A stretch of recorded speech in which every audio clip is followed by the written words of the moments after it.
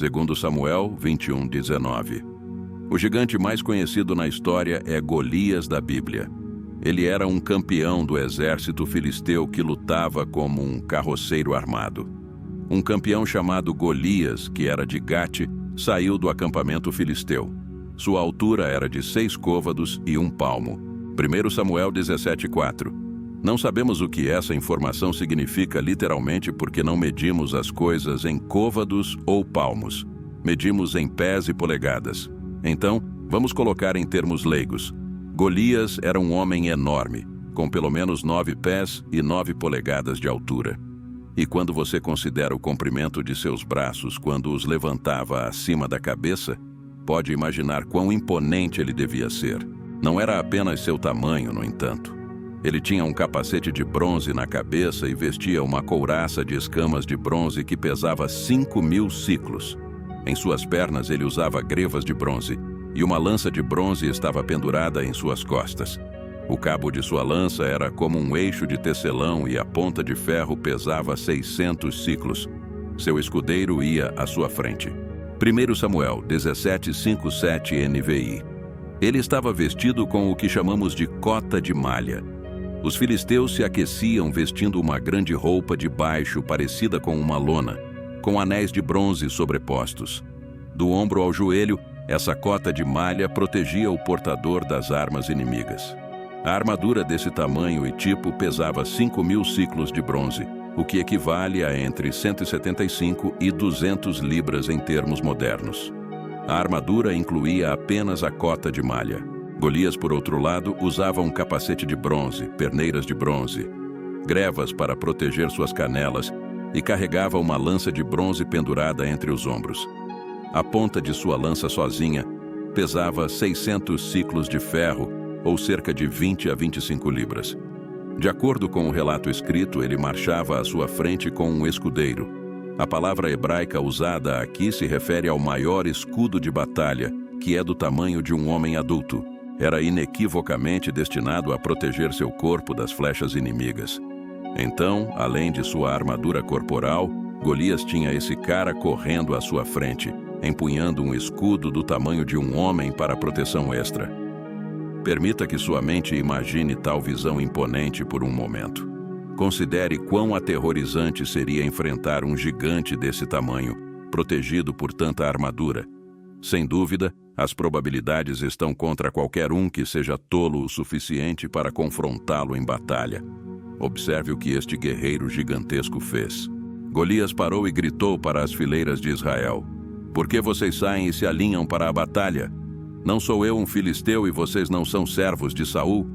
Escolham um homem e façam-no descer até mim. Se ele for capaz de lutar e me matar, nos tornaremos seus servos. Mas se eu o vencer e matá-lo, vocês se tornarão nossos servos e nos servirão." Samuel 17:8 e 9. Golias propôs uma estratégia popular na civilização oriental, a saber, combate representativo ou conflito 1 a 1. Ele representaria o exército filisteu enquanto a escolha de Israel representaria o exército israelita, e quem perdesse, seu exército inteiro pereceria. Não há motivo para envolver todo o seu exército nisso. Apenas envie um lutador e eu lutarei com ele. Eu sou o vencedor. Eu sou o melhor. Golias não emitiu esse desafio uma vez e depois desapareceu. Não. Esse desafio durou 40 dias. Por 40 dias o filisteu avançava todas as manhãs e noites e tomava posição. 1 Samuel 17:16.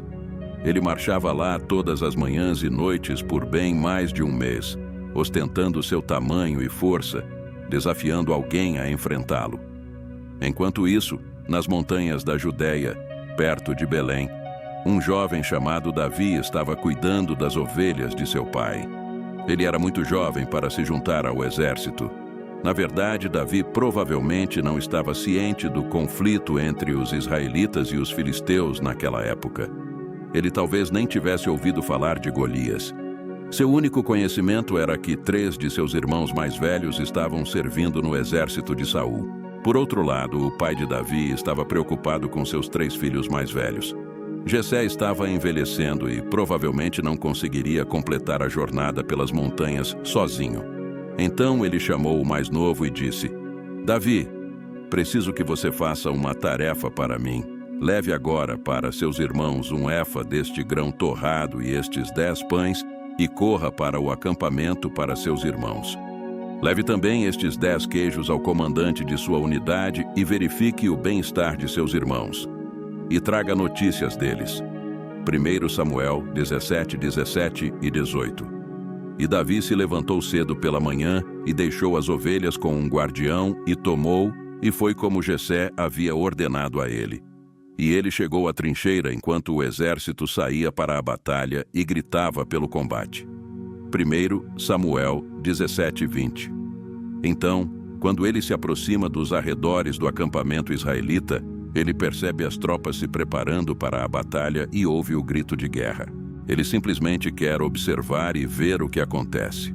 Então Davi correu para a linha de frente para saudar seus irmãos, deixando sua bagagem aos cuidados do encarregado da bagagem. Davi deixou suas coisas com o encarregado de suprimentos, correu para as linhas de batalha e perguntou a seus irmãos como estavam. Enquanto ele falava com eles, Golias, o campeão filisteu de Gate, saiu de suas linhas e gritou seu desafio habitual, e Davi ouviu pela primeira vez.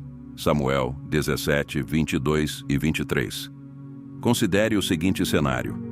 Enquanto estava lá com seus 3 irmãos, Davi ouviu um grito alto do outro lado do vale e, instantaneamente, todos ao seu redor começaram a correr para trás e se esconder em suas tendas. E todos os homens de Israel, ao verem o homem, fugiram dele e estavam com muito medo. 1 Samuel 17, 24. Lembre-se que Davi nunca tinha visto ou ouvido falar do desafio do gigante de Gate. Enquanto olha para o campo de batalha, ele vê um gigante coberto de armadura, gritando ameaças desafiadoras e amaldiçoando o Deus de Israel. E Davi ficou enfurecido com isso. Lembre-se, este é o 41º dia em que os israelitas enfrentam Golias, mas esta é a primeira vez que isso acontece com Davi. Então Davi falou aos homens que estavam ao seu lado, dizendo: O que será feito ao homem que matar este filisteu e tirar a vergonha de Israel? Pois quem é este filisteu incircunciso para desafiar os exércitos do Deus vivo? E o povo respondeu-lhe conforme as palavras dele, dizendo: Assim será feito ao homem que o matar. 1 Samuel 17, 26, 27.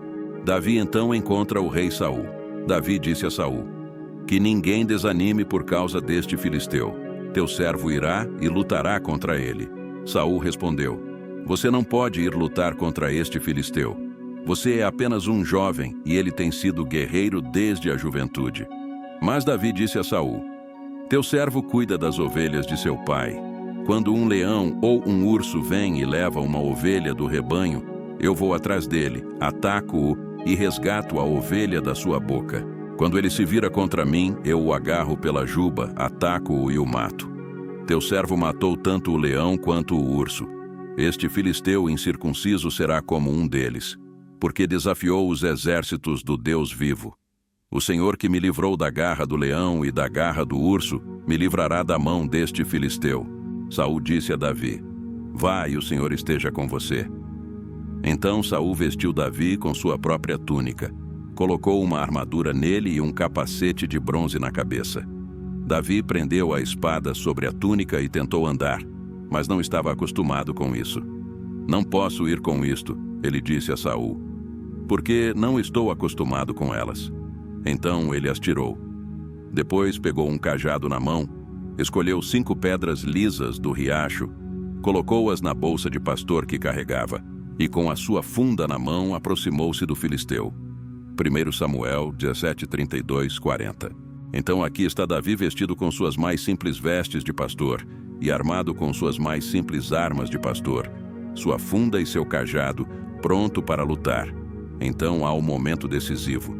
Enquanto isso, o filisteu, com seu escudeiro à frente dele, continuava se aproximando de Davi.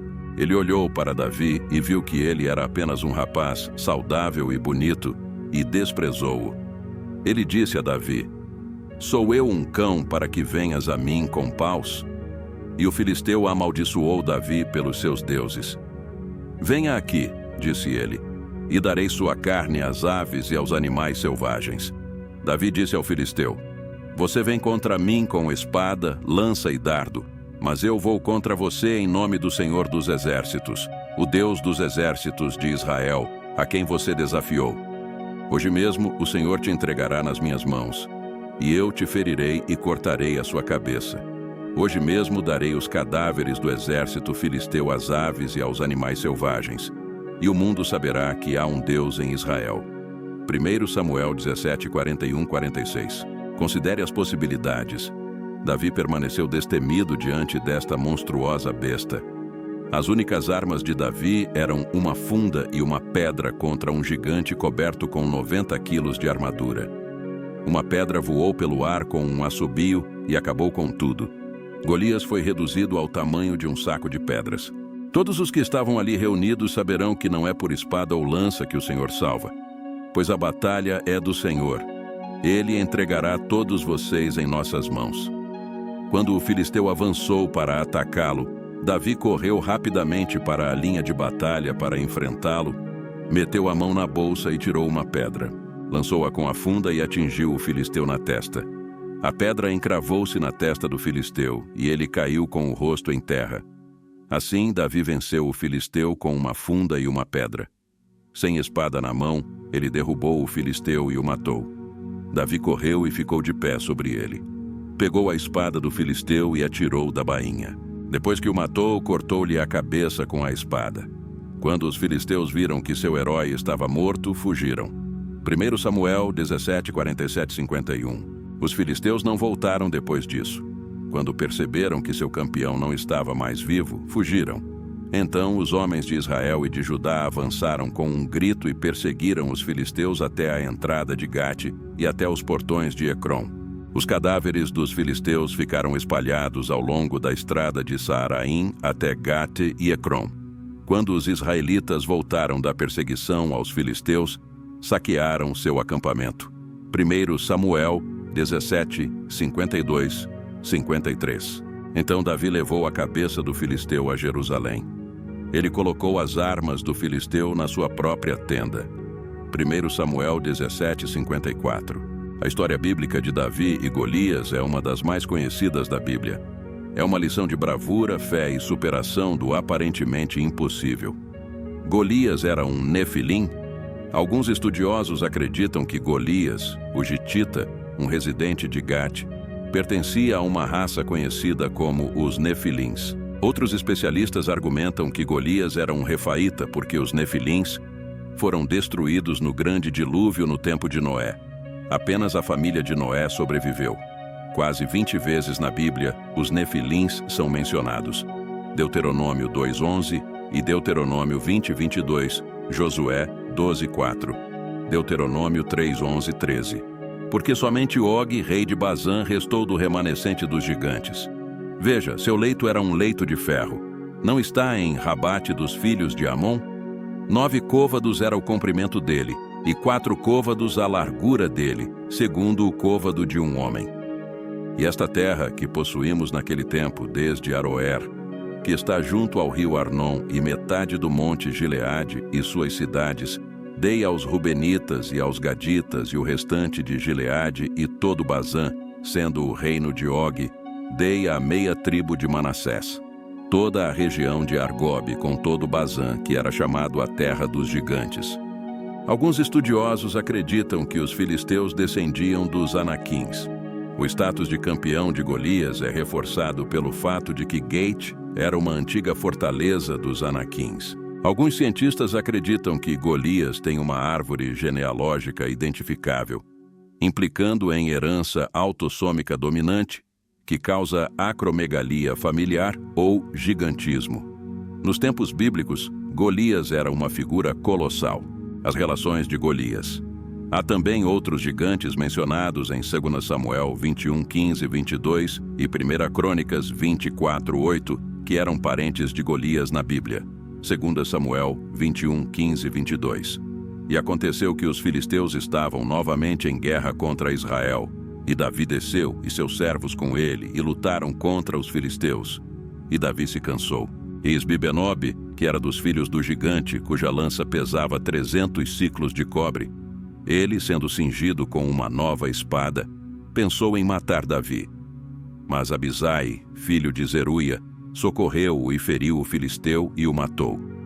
Então os homens de Davi juraram-lhe, dizendo: Tu não sairás mais conosco à batalha, para que não apagues a lâmpada de Israel.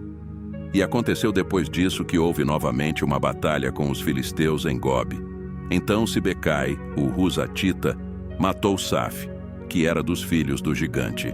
E houve novamente uma batalha em Gobe com os filisteus, onde Elhanã, filho de Jaré-Oregim, um belenita, matou o irmão de Golias, o gitita, cuja lança tinha um cabo como o de um tecelão.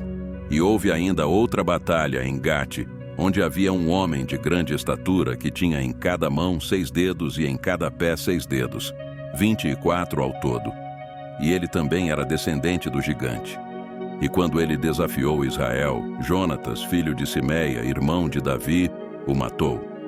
Estes 4 nasceram para o gigante em Gate, e caíram pela mão de Davi e pela mão de seus servos. 1 Crônicas 24:8.